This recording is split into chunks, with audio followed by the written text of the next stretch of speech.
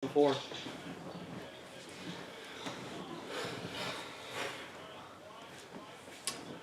Yeah, so we're still bad at intros. We still have Santa? Don't go to college. Now, I know this sounds a little blasphemous. You're probably like, who are you? Tell me to not go to college. Well, let me break this down for you. So, pretty much my whole adult life, soon to be 22, I've been an honors college student. So I think I kind of know what I'm talking about when I talk about the subject of college. And so I'm being a little tongue-in-cheek when I say don't go to college, because I don't really mean don't go to college. If you have a passion that requires you to go to college, then of course, obviously, go to college. But from my experience of going to college, I've seen so many students like show up, get in debt by spending tons of money, and they don't even know what they want their major to be, which is kind of rough because there's so many people who drop out in debt that really should have never been there in the first place. And the reason for that is in American culture, you're taught you need to go to college. I mean, that's a lot of the reason I went to college. When I first showed up, I actually had no clue what I wanted to do. I picked a random major out of a hat, basically, and I just stuck with it ever since. So yeah, a lot of people show, and I got lucky that I'm still in college, and I actually generally am, having a good time doing what I'm doing. I have a lot of problems with college. Not specifically with the college I've gone to. Let me make that clear. I have no ill will against any of the colleges that I've attended. This is just a general problem with the American college system.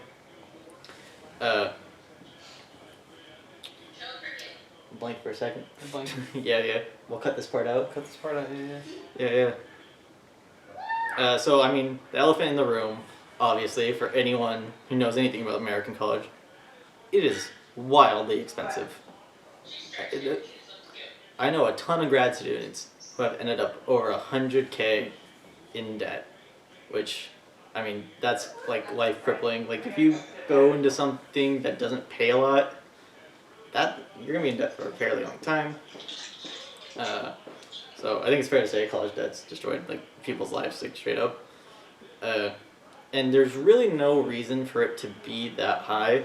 So the reason that college prices are that high is pretty much a simple law, the law of supply and demand. So colleges work like businesses and not like schools how we think schools. They're not really ethical per se. They're just trying to provide a service.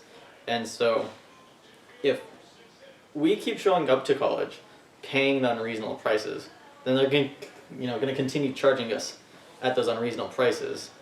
Because why would they ever lower it if we're going to continue paying it? Their goal is to maximize the amount of money that they get, pay their administration, make as much money as possible, just like any other business. You can't think of college as any different ethically than like Walmart per se. They're just a store offering us classes and we're the customers. Yeah. Pretty much. I think this is shown by us having unnecessary gen ed classes. So when I first started going to college, I thought the reason there was the gen ed classes was because I think they wanted to provide a more well-rounded student. But you have to really think about what that even means. To become an accountant, why do I need to take biology? Or if you want to be a history major, why would take stats? Yeah. In depth. So why do you need to know biology? And basically it's because they want to maximize the amount of classes you take because they charge you per unit. So the more units you have to take, the more they can charge you over time. So they're just trying to make as much money as possible. I will say there is some benefits to going to college. As per the Northeastern EDU, people with bachelor degrees make on average 64K, well the median 64K, as compared to people who never attend any college only make 39K, which is a pretty substantial difference. However, I think that can be attributed to the fact that many people don't go to college, don't necessarily always look at finding a career, they just get jobs. The difference being, a career, something you'd stick with long term versus a job just being something you do for then and there. And there's a bunch of different available options other than just going to college. You can go to trade school, you can get an apprenticeship. A person who goes and get a real estate license, which only takes a few months to get done, can make 100K easy. And so you don't have to go to college to be rich. There's basic principles if you want to be rich in your life that you can follow, which is simply just investing, saving your money and reinvesting. Broke down a little chart here. I'm going to credit Graham Stefan, another YouTuber, for this information.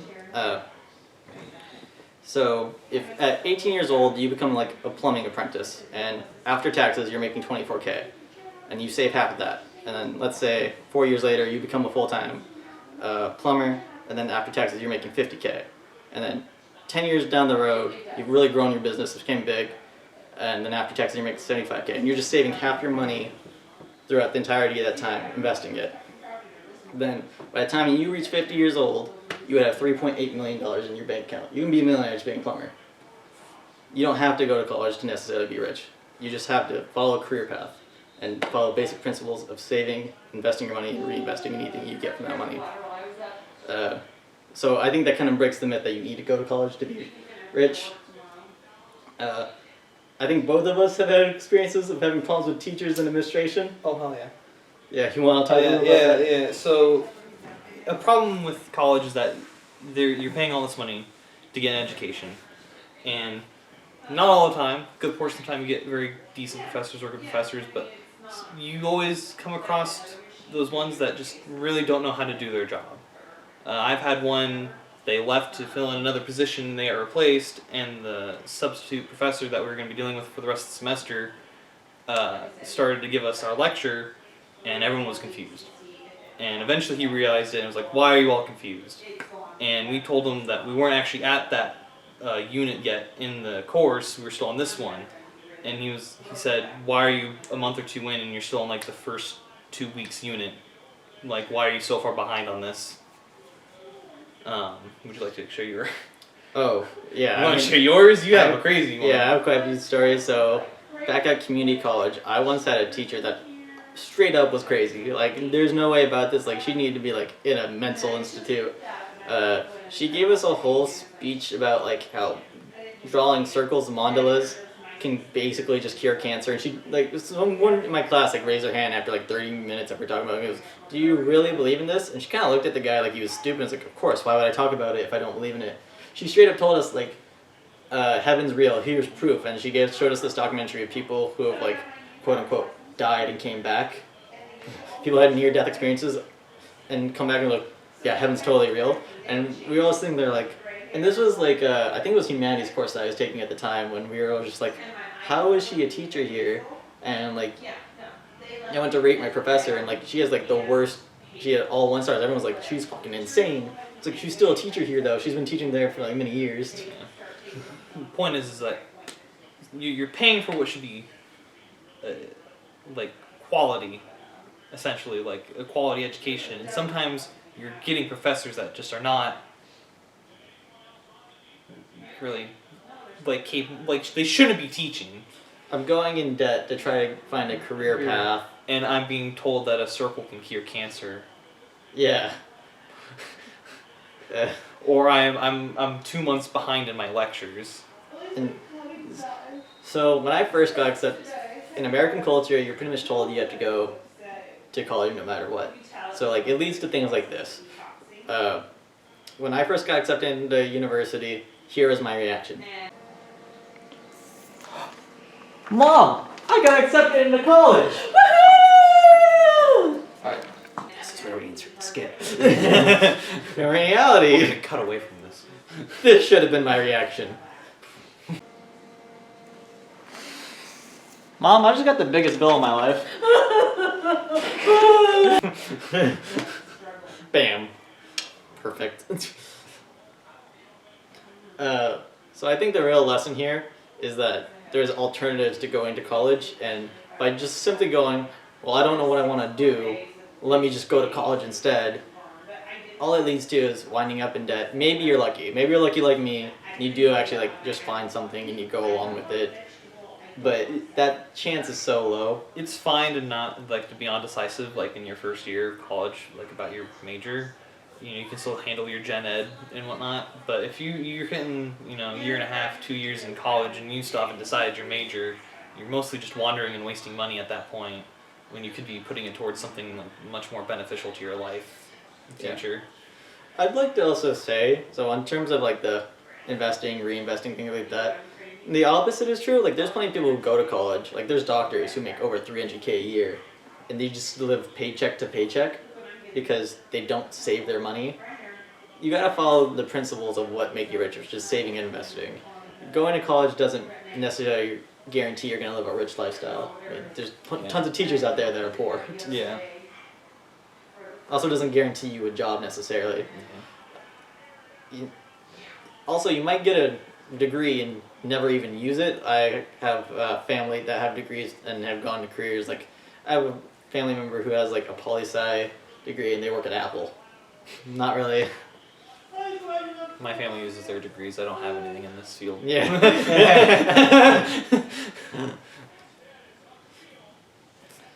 Yeah. So, in summary, don't go to college unless you have a passion for something and it requires college. Yeah. Otherwise, consider finding a career, follow your passions, go to trade schools, take apprenticeships. It's available to you. There's a ton of different ways of finding a career other than just going to college, and there's this American myth that you can only do it if you go to college. It's just simply not true. We're definitely not saying don't. Yeah. I mean, I physically said don't, but yeah. That's just like semantics at that point. But look at your options. Essentially, yeah, is what we're saying. If college is what is necessary for you to pursue your dream, then do it. But we have to. Yeah. We don't have the other options, and we're fine with that. We're pretty deep in this at this point. Yeah. Enough to make a video about it. But there's other options. Yeah. And we felt like we needed to address that. Side complaint, that one crazy teacher.